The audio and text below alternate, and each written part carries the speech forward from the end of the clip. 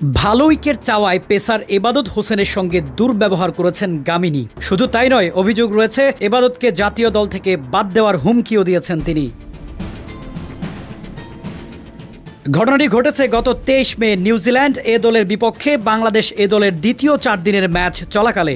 একাদশে না থাকায় ম্যাচের বিরতিতে পেস বোলিং কোচ নাজমুল হোসেনের তত্ত্বাবধানে সাইড উইকেটে স্পট বোলিং করছিলেন এবাদত। উইকেট ভালো না হওয়ায় এবাদত মন্তব্য করলে ক্ষিপ্ত হয়ে ওঠেন গামিনী। এক প্রত্যক্ষদর্শী বিসিবি কর্মকর্তার ভাষ্য, গামিনী সেখানেই থেমে থাকেননি। সরাসরি গ্রাউন্ডস কমিটির চেয়ারম্যান মাহবুবুল আনাম স্যারকে ফোন করে এবাদতকে জাতীয় দল থেকে বাদ দেওয়ার প্রস্তাব দেন। একজন কিউরেটরের পক্ষে এমন কাণ্ড কল্পনাতীত।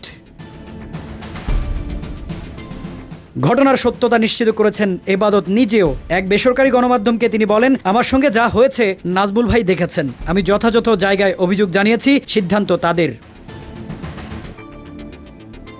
তবে অভিযোগ সম্পূর্ণ অস্বীকার করেছেন কিউরেটর গামিনী ডি সিলভা। তার দাবি, আমাদের মধ্যে কোনো ঝামেলা হয়নি, সে উইকেট চেয়েছে, আমি দিয়েছি। বৃষ্টির কারণে হয়তো উইকেট একটু খারাপ ছিল। হুমকি দেওয়ার অভিযোগ ভিত্তিহীন।